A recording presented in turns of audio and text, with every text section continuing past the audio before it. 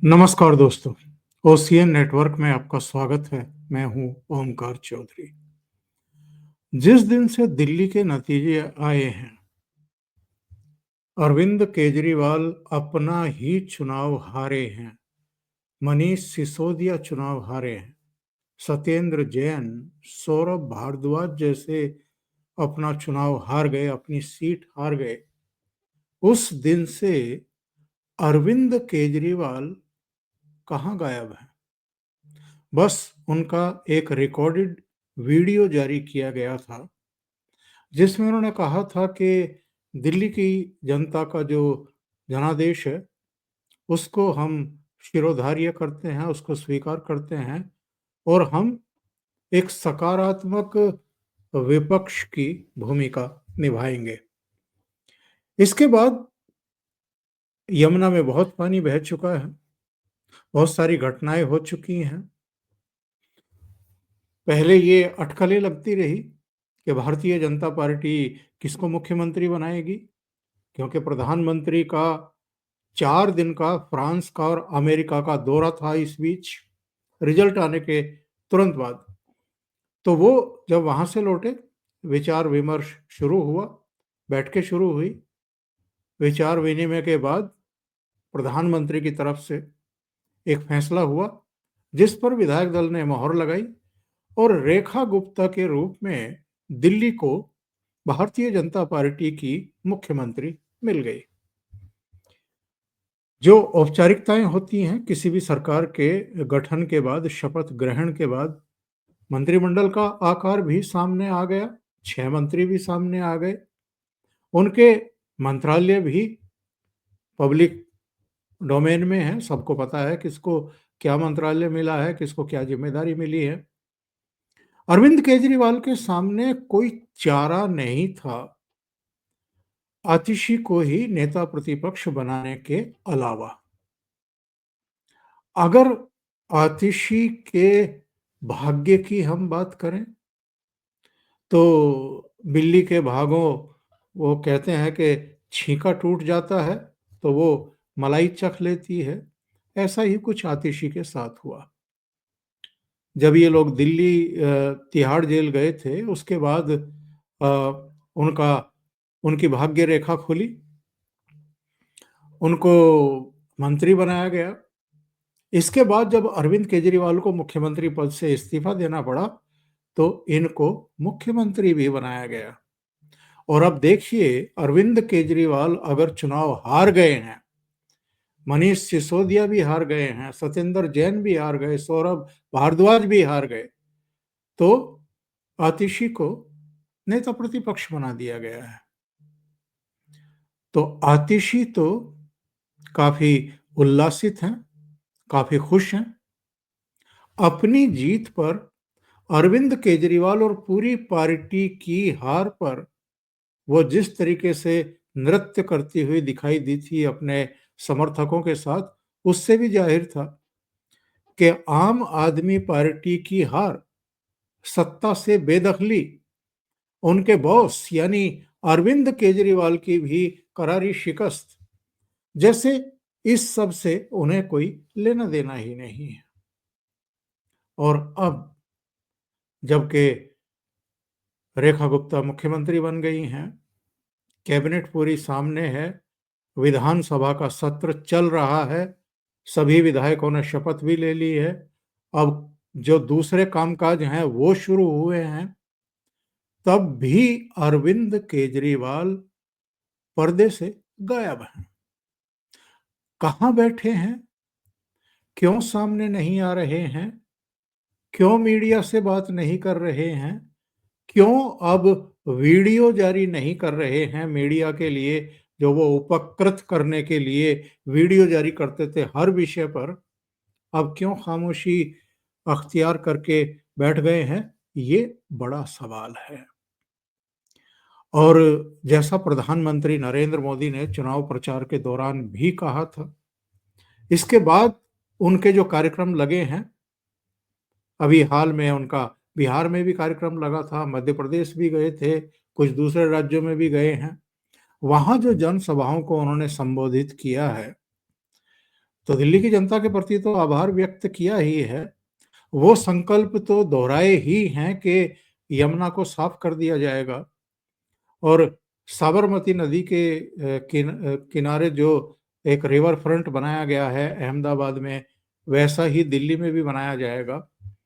इसके अलावा भी जो वायदे किए गए हैं वो पूरे किए जाएंगे, लेकिन प्रधानमंत्री नरेंद्र मोदी ये भी कहना नहीं भूले, चुनाव के समय भी और चुनाव के बाद भी ये भी संकल्प व्यक्त करना नहीं भूले कि जिन्होंने दिल्ली का लूटा है उनसे वो वापस लिया जाएगा। और उन्होंने ये बात भी कही थी कि विधानसभा के पहले ही सत्र में वो सीएजी की 14 रिपोर्ट पटल पर रख दी जाएंगी जो अरविंद केजरीवाल दबा करके बैठे हुए हैं। और हमने और आपने मंगलवार को यही देखा। मुख्यमंत्री रेखा गुप्ता ने शराब घोटाले से संबंधित जो सीएजी की रिपोर्ट अरविंद केजरीवाल और आतिशी मारलेना दबा करके बैठी हुई थी, उसको सदन के पटल पर रख दिया गया। न केवल रख दिया गया, बल्कि उस पर बाकायदा भारतीय जनता पार्टी के चुने हुए विधायकों ने अपने विचार भी रखे। मनजिंदर सिंह सिरसा से लेकर के प्रवेश वर्मा और अरविंदर सिंह समेत अरविंदर सिंह लवली, जितने भी कांग्रेस से भी आए हैं, उन्होंने अपने विचार रखे। और अरविंद केजरीवाल की सरकार के समय जो बड़ा शराब घोटाला हुआ, जिसमें अरविंद केजरीवाल गिरफ्तार हुए, मनीष सिसोदिया गिरफ्तार हुए, संजय सिंह गिरफ्तार हुए, इसके अलावा विजय नायर गिरफ्तार हुए, के कविता गिरफ्तार हुई, और जो 5-6 महीने से लेकर के 1.5-2 साल तक तिहाड़ जेल में रहे, वो रिपोर्ट पेश की गई।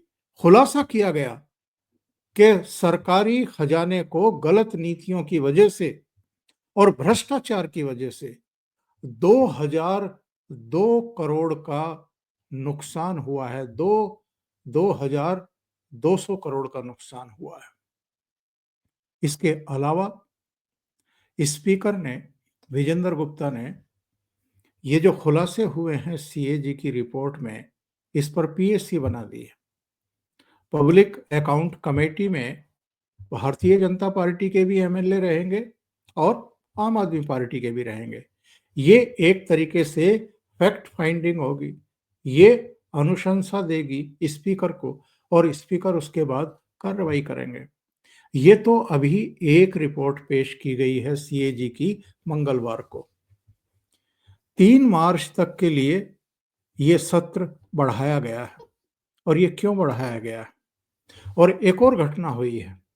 घटना ये हुई है कि आतिशी मारलेना और संजीव झा के नेतृत्व में आम आदमी पार्टी के जो विधायक मुख्यमंत्री के कार्यालय से, जहां वो बैठती हैं, उनके पीछे दीवार पर लगी हुई डॉक्टर अंबेडकर और सरदार भगत सिंह की तस्वीरें डिस्प्लेस करने, यानी वहां से उतार करके दूसरी दीवार पर लगा देने, और उस दीवार पर महात्मा गांधी, राष्ट्रपति और प्रधानमंत्री की फोटो लगाने को डॉक्टर अंबेडकर का अपमान बता करके राजनीति कर रहे थे। सदन में हंगामा कर रहे थे, उपराज्यपाल को बोलने नहीं दे रहे थे। तो विजेंद्र गुप्ता ने पहले ही दिन, पहले 12 और उसके बाद सभी 22 एमएलए को बाहर का रास्ता दिखा दिया और अगले 3 दिन तक के लिए उनको सदन की कार्रवाई से निलंबित कर दिया। 3 दिन का मतलब ये है कि जब सोमवार को आखिरी दिन के लिए सदन बैठेगा, तब ये सदन की कार्रवाई में अब भाग ले पाएंगे। तब तक ये भाग भी नहीं ले पाएंगे। और इस बीच एक एक करके सुनते हैं कि आज शीश महल में जो घोटाला हुआ है, शीश महल के निर्माण में जो अनियमितताएं और गड़बड़ी हुई हैं, उससे संबंधित भी दस्तावेज और जांच रिपोर्ट और सीएजी की रिपोर्ट अगर आ गई है तो वो सदन के पटल पर रखी जाएगी। इसके अलावा कुल मिलाकर के 14 रिपोर्ट, जिनमें से एक तो मंगलवार को रख दी गई शराब घोटाले से संबंधित, एक आज या एक से अधिक आज रखी जाएंगी। उसमें शीश महल की भी हो सकती है, उसमें बस खरीद और दूसरे जो मंत्रालयों से संबंधित रिपोर्ट्स हैं वो भी आ सकती हैं। एक एक करके भारतीय जनता पार्टी की रेखा गुप्ता सरकार अब इनके कच्चे चिट्ठे खोलेगी। और ये जो भ्रष्टाचार की परतें धीरे धीरे खुल रही हैं, जिस तरीके से उस पर चर्चाएं हो रही है, सदन के भीतर भी, सदन के बाहर भी, मीडिया में भी, प्राइम टाइम में भी, हर जगह इसी की चर्चा चल रही है। ऐसे में अरविंद केजरीवाल अगर पूरी तरीके से खामोशी ओढ़ करके बैठ गए हैं और उनके बारे में कोई सूचना भी नहीं आ रही है। हाँ, मीडिया में ये थोड़ा बहुत चर्चा जरूर चल रही है कि पंजाब से जो इनके राज्यसभा के सदस्य हैं, कोई एक इस्तीफा देने वाला है और फिर वो राज्यसभा में अरविंद केजरीवाल जाएंगे ताकि दिल्ली में एक ठिकाना तो कम से कम उनके पास बना रहे, या उनको कुछ अधिकार तो मिल जाएं और वो सक्रियता बनाए रखें। लेकिन जैसे जैसे ये सीएजी की रिपोर्ट्स आ रही हैं, जिस तरीके से भ्रष्टाचार की परतें खुल रही हैं, शराब घोटाले में भी अब जो ये कहते थे कि चवन्नी भी नहीं मिली है, ना मनीष सिसोदिया के यहाँ से कुछ मिला, ना हमारे यहाँ से कुछ मिला, कोई घोटाला ही नहीं है, ये तो राजनीतिक बदले की भावना से हमें गिरफ्तार किया गया था और हमें जबरन जेल में रखा गया। जबरन जेल में कैसे रख सकती है कोई भी सरकार किसी को? और सरकार तो किसी को जेल में भेज नहीं सकती, ना जमानत दे सकती। कोर्ट्स के जरिए ये सब होता है, कोर्ट के सामने सारे दस्तावेज रखे जाते हैं। लेकिन जो इनका तौर तरीका है, वही तौर तरीका ये अपनाते रहे और झूठ पर झूठ बोलते रहे। एक्चुअल में अरविंद केजरीवाल अगर चुप्पी साध करके बैठ गए हैं तो इसके कुछ कारण समझ में आते हैं। कोई आम आदमी पार्टी की तरफ से कहे ना कहे, अरविंद केजरीवाल को बहुत बड़ा सियासी और अगर कोई नैतिक है तो वो आघात लगा है। हालांकि नैतिकता से इनका कोई दूर दूर तक का वास्ता है नहीं। कितने झूठ इन्होंने बोले हैं। बच्चों के सिर की कसम खाता हूं, ना कभी भारतीय जनता पार्टी से सहयोग लूंगा, ना कभी कांग्रेस से सहयोग लूंगा। उसके बाद कांग्रेस से सहयोग लेकर के सरकार भी बना ली। मैं कभी भी अर्णब गोस्वामी के साथ एक इनका इंटरव्यू अभी भी सोशल मीडिया पे पड़ा हुआ है, आप सर्च करेंगे मिल जाएगा, जिसमें कहा था कि मैं कभी भी राजनीति में नहीं आऊंगा, मैं कभी भी कोई चुनाव नहीं लड़ूंगा, मैं कभी भी कोई सरकारी पद नहीं लूंगा। ऐसी ऐसी बातें इन्होंने कह रखी हैं।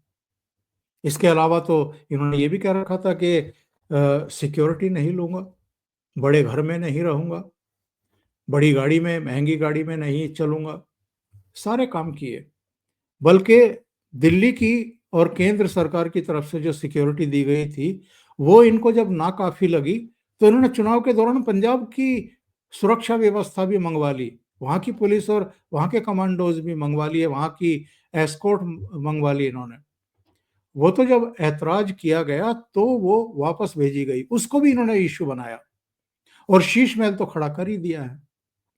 तो ये जो कट्टर ईमानदार हूं का ढिंडोरा पीटते थे, ये जो प्रधानमंत्री नरेंद्र मोदी पर और एलजी पर तमाम तरह के आरोप मढ़ते थे, हमें काम नहीं करने दिया जा रहा है और हमारे पास से तो कुछ नहीं मिला है, राजनीतिक बदले की भावना से ये सब किया जा रहा है, तो धीरे धीरे इनकी जो कट्टर ईमानदार होने की दावेदारी थी इनकी तरफ से, वो धूल धूसरित हो गई।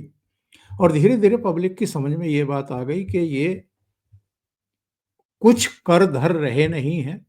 यमुना का बुरा हाल है, सड़कों का बुरा हाल है, प्रदूषण का बुरा हाल है, पेयजल संकट है।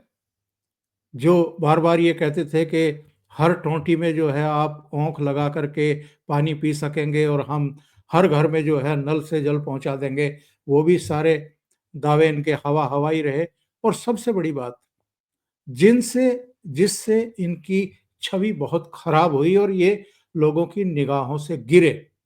एक तो शीश महल खड़ा करना, वो भी कोविड काल में, दूसरे शराब घोटाला करना, और तीसरे जब ये गिरफ्तार किए गए तो मुख्यमंत्री पद से इस्तीफा नहीं देना और मुख्यमंत्री ही बने रहना जेल में 5.5 महीने रहते हुए भी।